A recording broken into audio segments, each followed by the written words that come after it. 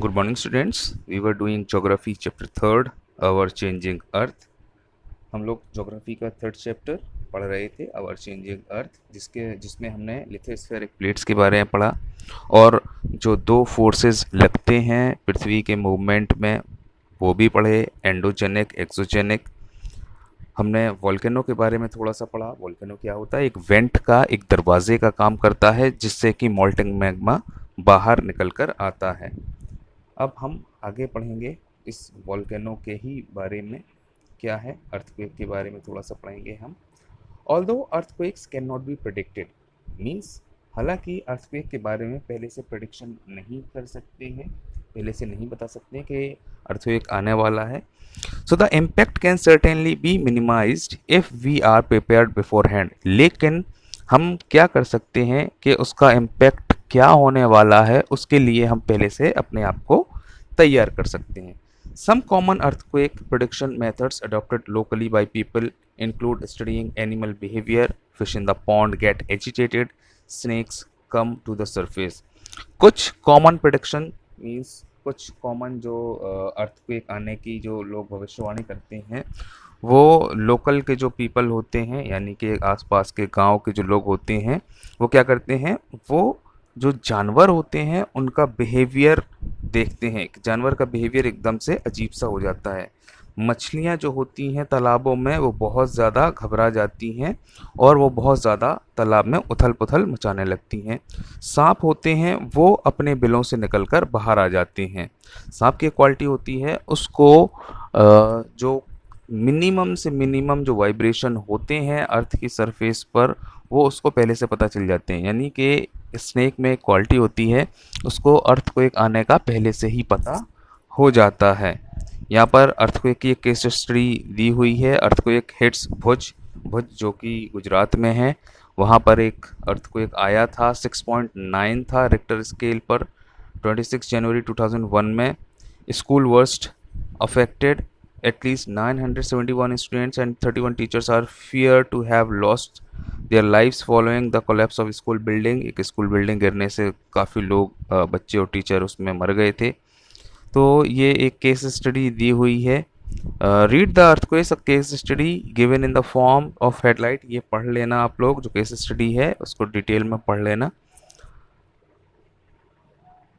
An earthquake is measured with a machine called a seismograph. हम लोग बचपन में या 5th क्लास में आप लोगों ने पढ़ा होगा या 6th क्लास में पढ़ा होगा, जो अर्थक्वेक होता है उसको कौन सी मशीन पर देखा जाता है या कौन सी मशीन पर मेजर किया जाता है, उस मशीन को कहते हैं seismograph. The magnitude of the earthquake is measured on the Richter scale. और जो उसकी घातकता होती है, मैग्नीट्यूड होता है अर्थक्वेक का, वो रिक्टर स्केल पर देखा जाता है। एन अर्थक्वेक ऑफ 2.0 और less can be felt only a little.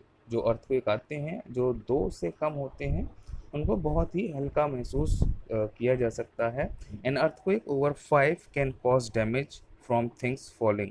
और जब 5 स्केल पर अर्थक्वेक आता है तो काफ़ी चीज़ें डैमेज हो जाती हैं, गिरती हैं। 6 और 6 से जो ज़्यादा रिक्टर स्केल पर जो मैग्नीट्यूड दिखाई देता है वो बहुत ज़्यादा स्ट्रांग होता है और बहुत ज़्यादा डिस्ट्रक्शन करता है, यानी कि बहुत ज़्यादा तबाही वो लेकर आता है।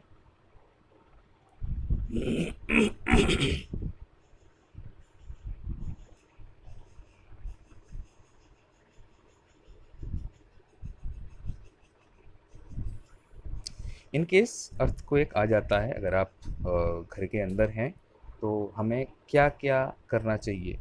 Where to take shelter during an earthquake. जब अर्थक्वेक आता है तो हमें कहाँ पर अपना सर छुपाना चाहिए। सेफ स्पॉट, सबसे पहले तो हम सेफ स्पॉट ढूंढेंगे under a kitchen counter. Kitchen में स्लैब बनी होती है जिसके ऊपर बर्तन वगैरह रखे रहते हैं, कभी कभी हमारा जो चूल्हा है वो भी रखा रहता है, तो एक काउंटर बना रहता है, उसके नीचे हम अपना सर छुपा सकते हैं। आप अगर रूम में हैं, अपनी पढ़ाई कर रहे हैं या कहीं और पर हैं, तो टेबल या डेस्क होगा उसके नीचे फ़ौरन जाकर छुप जाएंगे, या अगेंस्ट एन इनसाइड कॉर्नर और वॉल, और दीवार से थोड़ा सा दूरी पर हम खड़े हो जाएंगे।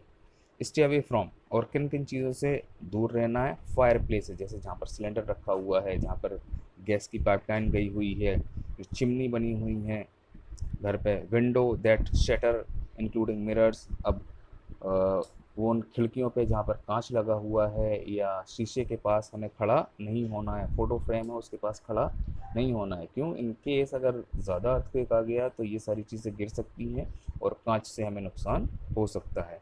बी प्रिपेयर्ड, हमें तैयार रहना चाहिए। किसके लिए? Spared awareness amongst your friend, ये सारी चीज़ें जो अभी आपको मैंने बताई कि सेफ स्पॉट पे जाना है, कहाँ कहाँ पर जाना है और किन किन चीज़ों से दूर रहना है, ये हमें अपने फ्रेंड्स को, फैमिली मेम्बर्स को बताना है, जिससे कि अगर इन केस हमें इस आपदा का सामना करना पड़ता है तो अगर लोगों को पता हो, हमारे फ्रेंड्स को, फैमिली को, हमारे आसपास के लोगों को, तो हम कम से कम नुकसान उठा सकते हैं और ज़्यादा से ज़्यादा हम लोगों को बचा सकते हैं, उनकी जान को खतरे से बाहर निकाल सकते हैं अगर उनको पहले से ये सारी चीज़ें पता हों। Nature landforms, the landscape is being continuously worn away by two processes, weathering and erosion। जो ज़मीनी भूभाग है, जो ज़मीन है, वो नॉट कम्प्लीटली, वो कंटिन्यूसली उसमें कटाव हो रहा है, एक वेदरिंग की वजह से, एक इरोजन की वजह से। वेदरिंग क्या है हम पढ़ेंगे। Weathering is the breaking up of the rock on the earth surface. Weathering का मतलब होता है जो पृथ्वी के सरफेस पर पत्थर हैं उनको तोड़ा फोड़ा जा रहा है। इरोजन का मतलब होता है wearing away of the landscape by different agents like water, wind and ice. Erosion का मतलब होता है मिट्टी का कटाव। वो किस वजह से मिट्टी का कटाव हो जाता है? मिट्टी बहकर चली जाती है पानी की वजह से, आइस की वजह से और हवा की वजह से। The eroded material is carried away or transported by water, wind, etc. and eventually deposited। अब मिट्टी एक जगह से कट कर दूसरी जगह पर पहुंच जाती है, किसके द्वारा? पानी के द्वारा, हवा के द्वारा। और तो एक जगह से मिट्टी का कटाव हो जाता है, एक जगह से वो उड़कर चली जाती है या बहकर चली जाती है और दूसरी जगह जाकर वो इकट्ठा हो जाती है।